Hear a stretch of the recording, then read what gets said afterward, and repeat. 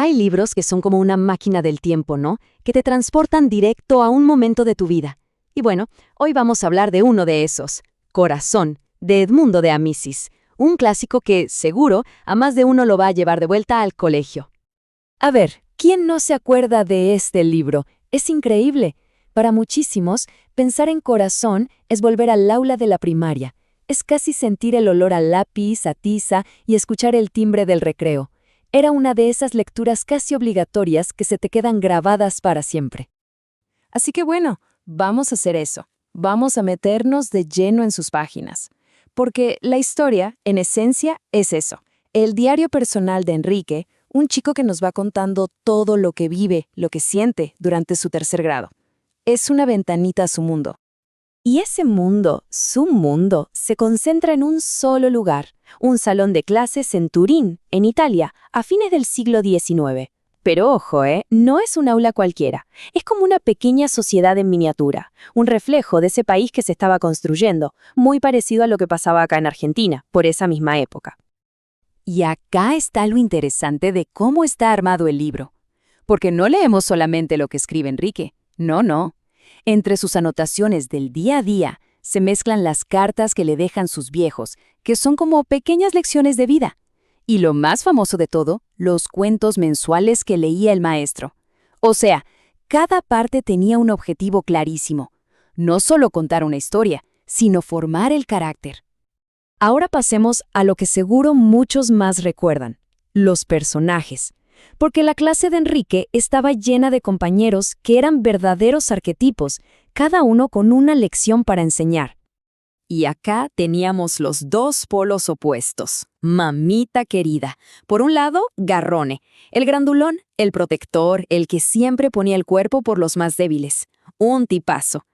Y en la otra esquina, Franti, el malo de la película, el pibe terrible, el rebelde que representaba todo lo que estaba mal.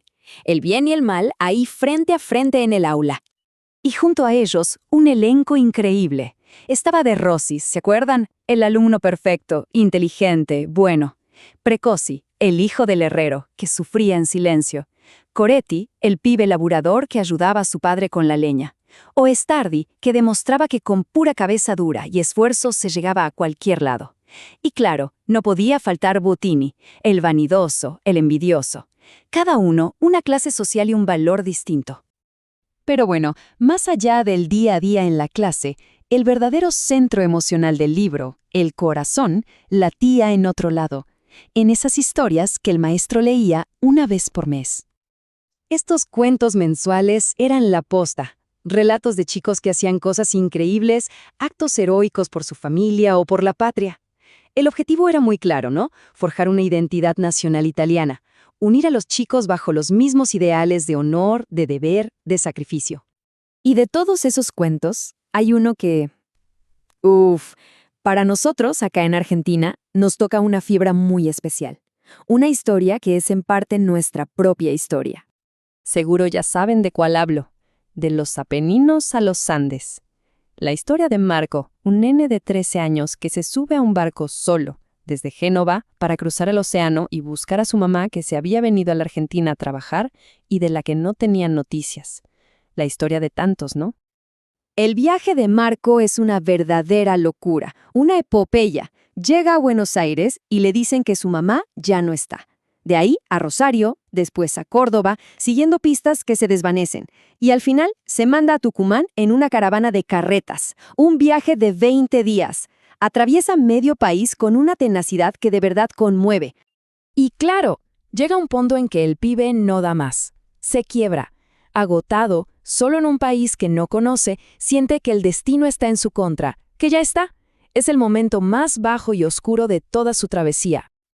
Pero no se rinde. Y al final, después de esa odisea tremenda, la encuentra. Encuentra a su mamá muy enferma, casi sin ganas de vivir. Pero verlo a él ahí, parado, después de haber cruzado el mundo por ella, le da la fuerza que necesitaba para luchar y sanar. Su amor, literalmente, le salvó la vida. Y todo esto nos lleva a la pregunta clave. ¿Por qué un libro italiano del siglo XIX se volvió una lectura tan fundamental, tan fundacional, acá en Argentina y en tantos otros países? Y la respuesta está acá.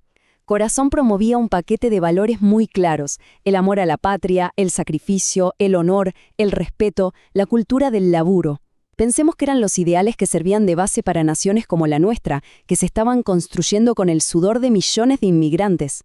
Por eso, Corazón no era solo un libro para chicos.